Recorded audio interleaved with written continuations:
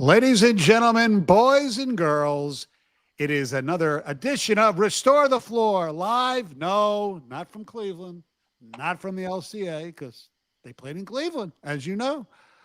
Live from my kitchen, live from Evan's man cave. And we thank everybody for joining us. Ev, I am stunned. I'm always a pessimist, but I told a lot of people I thought they'd get killed tonight. They had a lead, and then it started to fade away, and then they came on. And all I got to say is 115-94, Game 7, Sunday. And here's the other thing. One word for tonight's game, bench. And incredible. That was the story of the game. It was incredible. The fact that Duncan Robinson came off the bench and just didn't miss a beat was just nailing threes out there. I mean, Paul Reed came off the bench. Was phenomenal. LeVert was good off the bench. Marcus Sasser played big. Marcus fucking Sasser. Played incredible tonight. I know. He was so confident. He's making step back threes. He's brushing off Cade. Like, it was absolutely incredible. And I'll tell you what, the fact that run that the Cavs had at the end of the first half ended with the first half ended. Yeah. Was a blessing in disguise that they could go in and do whatever they had to do at halftime, because they came out in the second half and just whooped Cleveland's ass. It was incredible. And if I would have told you, okay, 115-94, Cade Cunningham, 7 for 19, 7 turnovers, and Asar Thompson fouls out with about, 7 minutes left in the game, you would think there's no way. But they persevered, and I don't know what happened. JD was JD, and that was also a big thing. Jalen Duren, 15 points, 11 freaking rebounds. That's what he's supposed to do. Yeah, absolutely. And it almost felt like the Cavs believed that just because they were at home, they were going to get this win. And boy, that they were crying to the officials a lot. But the officiating was weird tonight. I thought, Stoney, that they called a lot of weak calls, but then didn't call anything that was really hard. It was weird. I mean, it benefited the Pistons heavily, which was great to see. But yeah, they just took the Cavs out of rhythm. It was what that we talked about a lot during the regular season, is what the Pistons were so good at, is making a team do everything that they don't want to do, right? The Cavs started forcing shots. They were turning the ball over even more than usual. It was a great sight to see, and that's what they also did in the regular season. Their bench came in, played big minutes, got it done. I mean, Duren even played really, really well. Yeah. Tobias, not so much. Oh, the first half. I know you were fuming, I bet. The first half was quintessential playoff Tobias and Road Jenkins. And in the second half, Tobias played okay, did what he had to do, and Danis was great in the second half. No, he was superb and sitting in the corner, and he hit 2 big-time threes. Yep. But they never really let the Cavs really get into their lead in the second half, and that's what I was so impressed by. And you're right, Cade didn't play great by any means tonight. No. He did play 42 minutes, but he takes so much attention out there that, as they like to keep saying on the broadcast over and over, the others, they have to thrive, and if they don't, obviously the Pistons were going to lose, but boy, did they ever thrive. But when you mention Asar, right, that he fouls out, he was in foul trouble pretty much the entire game. The second half of the second quarter and on. But he played such a huge role early in the game to set the tone. He got called for some really weird fouls. I mean, but that's my point. But then there was other ones where I was like, oh, that's a foul, and they don't call anything. How many times in this game did you see players all look up like a foul had been called? Nothing. I know. I mean, was that like really play stopped? Was that really flagrant one? I don't know. I mean, technically, I guess he did. He had him by the throat. But there was another call in the game. I think it was on him, where the announcer, the female, goes, "That's a no call." I mean, Candace Parker. Yeah, it was ridiculous. The officiating was strange. But you know what? Cleveland, they can't complain. They had 30 free throws. The Pistons had 19. Both teams' free throw shooting was not very good. But, 40, the Pistons were 13 of 19. That's 68%. And Cleveland was 22 of 30, for 73%. And by the way, because we're, not in the studio, I can do this, man. I'm happy. I'm having a beer. Oh, there you go, Stoney. There we go. A Detroit, a Michigan beer. It's shorts. They also did a phenomenal job on Donovan Mitchell again. He was Mhm. 6 of 20 tonight. He never was able to get into rhythm. His floaters weren't going. You could tell that he was in his own head, especially in the fourth quarter with whatever kind of run that they were trying to make. Instantly took him out. But there is one thing I wonder if you noticed. Sitting courtside, there was a lady that was a huge Cavs fan, but she was wearing a Karis LeVert Cavs jersey. Oh, no. And was so pissed when the Pistons would score. And I'm like, I'm so confused by you. You have money to sit courtside at a big game like this, but you're wearing an old jersey. It was so weird to me.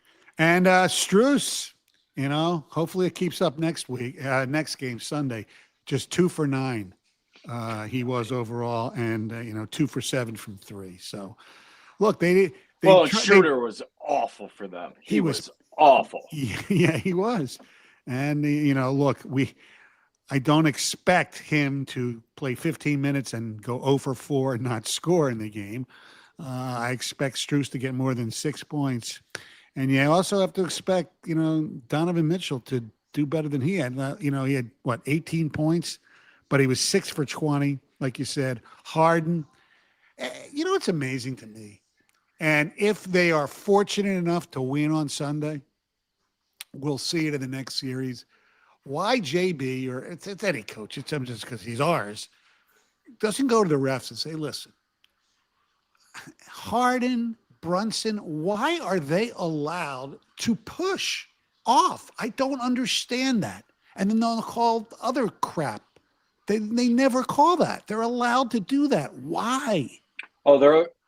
It is the craziest thing ever, Stoney. If you go watch any Oklahoma City Thunder game, SGA, they call it his chicken wing, but he's pushing off with his arm. Right. It's just a move that they've now allowed in the NBA. Cade does it a little bit, but not as bluntly. No, he doesn't go. He doesn't get to the line like these other guys do. No, they let the separation go, which is totally weird, and you really don't want it. But players, boy, do they ever take advantage of it. And it's so blatant with superstars and how much. I mean, go look at Michael Jordan's most famous shot. He's blatantly pushing off exactly with what we're talking about. True. But it's so odd. But the fact the Pistons were able to regroup and shut out the outside noise and come out and win this game 7 or game 6 to force a game 7 is absolutely incredible. I didn't envision it. I didn't think we would be talking on Sunday.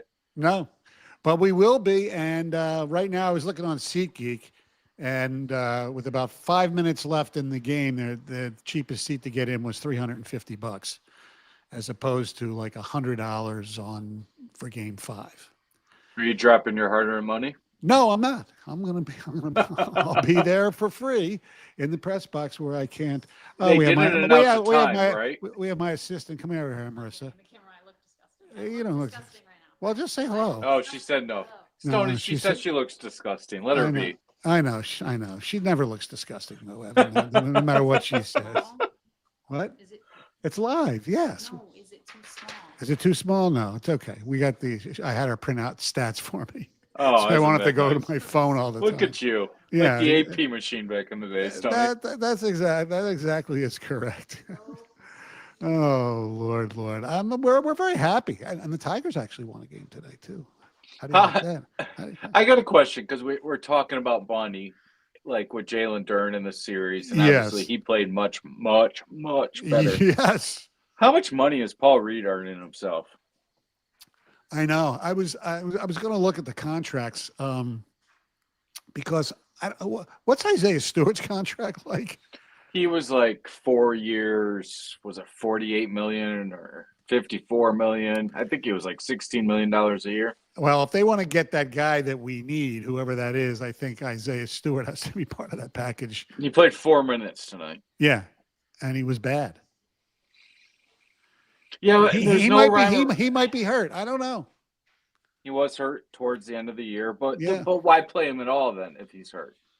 That's true. I mean, the question going into Sunday is, which version of these guys are we going to get? And I don't know. It's so crazy, but that's the beauty of a 7-game series is that we've seen both versions, good and bad. Yep. So who knows? You would assume the Pistons come out and win just based on it being home court.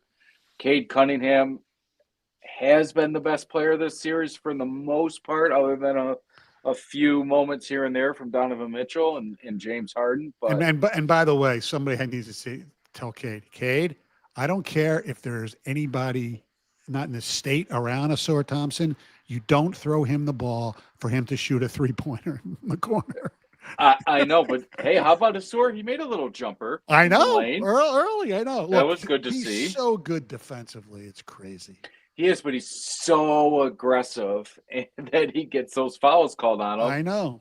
And he's not the same player if you take away that aggression. So it's kind of like a gift and a curse right now because they're definitely watching him more so than anybody else on the Pistons when it comes to that. Absolutely. When you look at Cleveland, Mobley had a decent game, 6 for 14. He did 18 points. Jared Allen, if you look at the stats, I think he's 5 for 6 with 13 points. They didn't go to those guys enough because they relied on Harden and Mitchell. And Harden was 6 for 13, which is not bad. Mitchell was 6 for 20.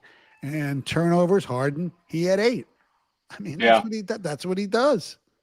Well, that's been everything that's hurt the Cavs in their 3 losses this series, right? Is Harden turning the ball over, and let's be quite frank here, that's his problem in the entire career is turning the ball over. But yeah, Cade had 7 turnovers. Let's be happy that everybody around him picked him up.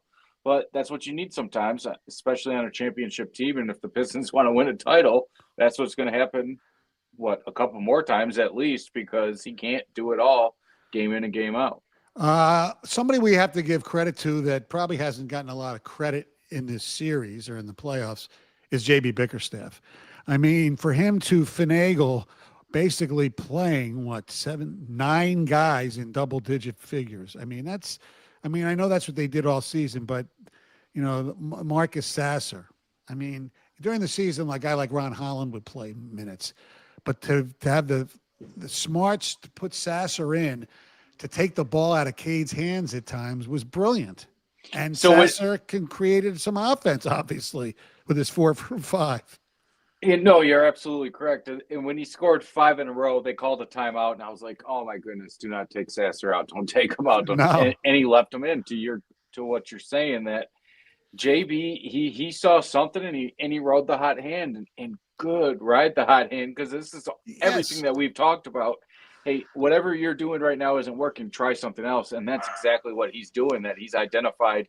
Hey, if Duran's not playing well, we can't play him tonight. Harris was not playing well at all. You had to put him on the bench. And there was one moment where they thought, Duran was coming out? Yeah. That Reed was coming out. And nope, it was Harris. So, good for him. Good coaching for JB tonight. And who knows what's going to happen game 7. Hopefully it won't be the Tony Brothers experience, but you never know.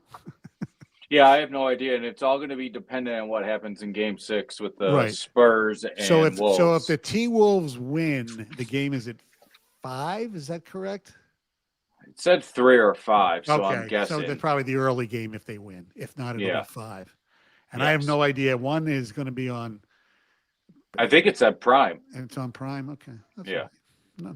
No problem with that. Kevin Harlan, he's unbelievable. He's so good. He just gets too excited over mundane plays or plays that are great plays but are early in the game, That's what makes him great. But it also looks like he goes through a wind tunnel now with his hair. Like he does it, but he styles it to look that crazy way. Mm-hmm. It's wild. But I kind of like the broadcast. I don't know. I'm not big on it. I have a lot of my friends who have no dog in the fight because they're from the East Coast. They just wanted the Cavs to win. They wanted the Pistons to win because, they want them to go 7 when they play the Knicks. But everybody thought Dwayne Wade was horrible. I think he's okay. He's okay. He is what he is. I don't know. He has credibility at least. But, he's not wowing you with anything he says, that's for sure. No, I know. But It's it's good enough. It's fun. It's going to come down to one game, no doubt about it. One game, and that's going to be on Sunday. Oh, and as usual, the Pistons are 3.5-point favorites. The odds makers really didn't have much job to do in No. the series. It was either that one way or the other, depending on and- who was the home team. And if you bet on Detroit, you don't want a lot of money. Well, what a win tonight. I mean, just to blow them out in their own building where I they know. hadn't lost all playoffs. And It was just- Donovan Mitchell looked like he was like He looked miserable. glazed. Miserable out there. I know. So, I mean. Look, he's too good to have two really shitty games, to be honest with you. So Yeah. I'm going to have to look. I imagine I think the Pistons got look. My Cavs in 6 prediction went bad. Wrong. It was bad. And so when the Pistons were up 2-0, I said, well, maybe Pistons in 7. So hopefully that'll be right. I don't know. But I don't anticipate, history suggests that they blow them out. I think Cleveland's too good for the Pistons to blow them out 2 games in a row when it's an elimination game. Well, I'll tell you what. Tonight was not an elimination. I mean, for Cleveland, it was not an elimination game for Cleveland. And maybe they had that in their head too much. I don't know. They have a lot riding on this game. Did you get your coaching search right? Because you got rid of one and gave them to us. So we're about to find out. Yes, indeed. All right. Do we want to thank everybody for watching and participating? Why do I say participate? Because you do participate by turning on YouTube and 97.1 the ticket stream. The story of the game.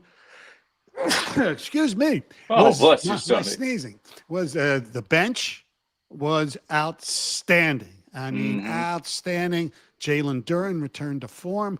Cade did not have a great game. Sore fouls out, and they still win by 21 points. All right. Yep. We will, I'll be live from LCA. Evan will be live from the Man Cave. Hopefully, we'll be talking about a Game 7 victory and looking ahead to Jalen Brunson's push-offs for 7 games. Or Another guy to push off, right? Oh, indeed. And, I don't want to hear. Let's worry about that when it happens. Let's just one day at a time. All right. For Evan, we thank everybody for tuning in. See you Sunday.